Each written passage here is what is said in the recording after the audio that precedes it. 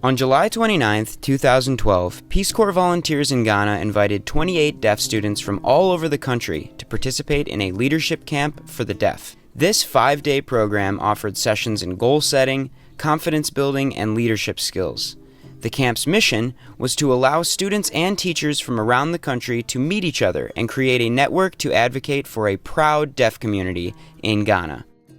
Upon returning to their schools and communities, these leader students will inspire and empower their classmates.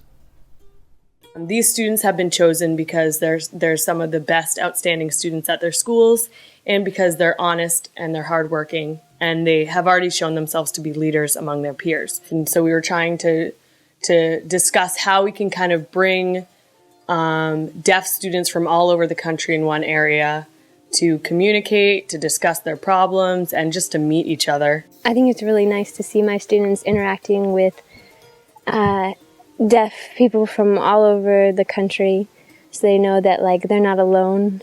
I brought 4 students. 2 of my students had never left the central region before. 2 of my students had never been farther north than Kumasi. They're all trying new food and meeting new people. I think they've all made new friends. I think that will be really powerful for them to really get a real concept of how powerful they could be as a community if they get together to communicate more. So what happens is that we wanted to put volunteers inside schools to help these students to be able to use their hands and their brains to do art. A lot of the arts and crafts we're doing, they're just fun, simple projects to break up the days. But a lot of them are focused on recycling and using things creatively. Yeah, so currently I'm starting fabric coil pots with the students. So the fabric is taken from seamstresses within the community that usually just burn them. And we're having the students twist the fabric and they are sewing them into coils just like you would a regular clay coil pot. And when they finish, they will be leaving with a pot that has a lid and a base. So the students are starting to realize that, in order to create a marketable good, they don't necessarily have to have a huge income. If they're thinking creatively and they're using what's around them, they'll find ways to make things work. So, competition really motivates the students. If you turn any sort of learning thing into a game, they really get into it. They'll get really excited and they'll be jumping up and down, which is exciting to see as a teacher. I chose the scavenger hunt idea because I was trying to think of more games that were related to HIV that were fun and got them moving and out of their seats, and was sort of a transition from them sitting and watching my HIV presentation, which can sometimes be sort of dull information. And I wanted them to be tied together in teams so they couldn't go to different places around the campus. They had to stay all together as a team, and so it built teamwork skills and leadership skills, which is the point of this camp. And then it also dealt with, tested their vocabulary skills as well, because they had to be able to read the information sheet to go to each location around the school and then come back here. And so they all had to work together, and then they had to come and put the HIV risk cards in the correct order from no risk to high risk. I think a lot of times my students struggle with teamwork and the team effort. So even there's this one activity where they're building the house out of newspaper and tape. And so just seeing them work together and be patient with one another was impressive to me. I'm really, really looking forward to our guest speaker.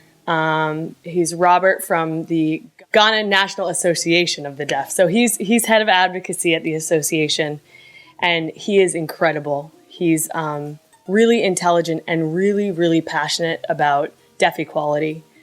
I have come here today not to just talk and go. No, I want to make it a point that you believe in yourself. You might be deaf, but you can achieve anything. University is not just for hearing people only.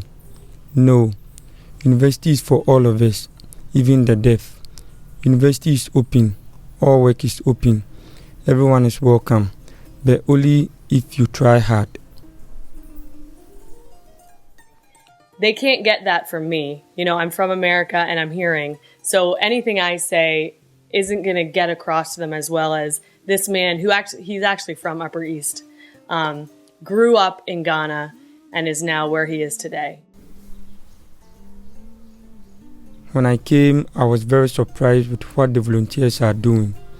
They are very developed in their sign language skills. They are doing things that even their own parents will not do.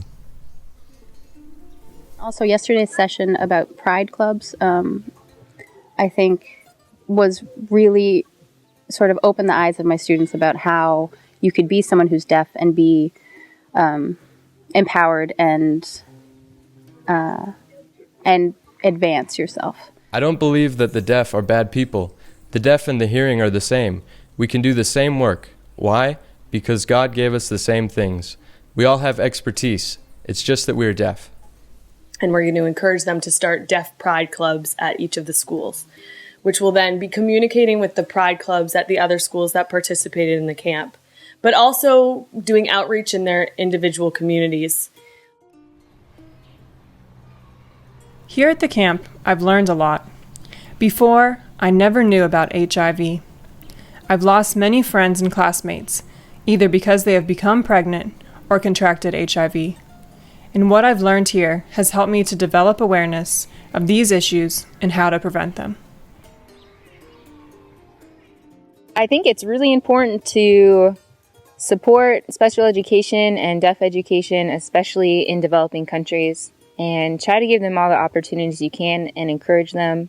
Again, the government doesn't actually give support to these schools because of the disability that these kids have. They think that they will never do well, so why spend money on them? Sometimes they think it's a curse to be deaf. I think that's what the perception they had, that when you're a deaf person, it means you're cursed from God. And last time I was telling someone, no, it's not a curse.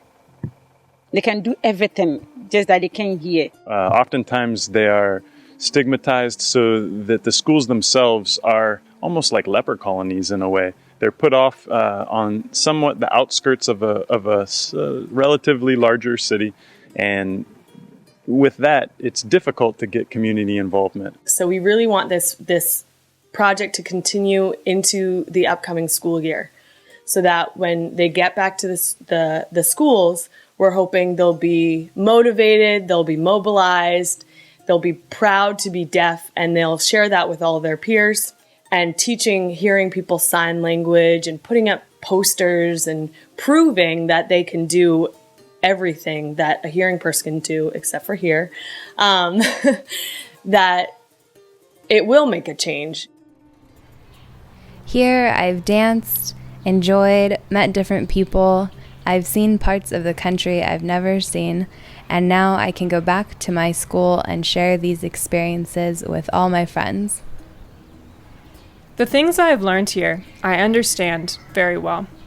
I can teach others all the important issues about people like me who are deaf. I can teach them that we too are important, and in the future, I will become a leader.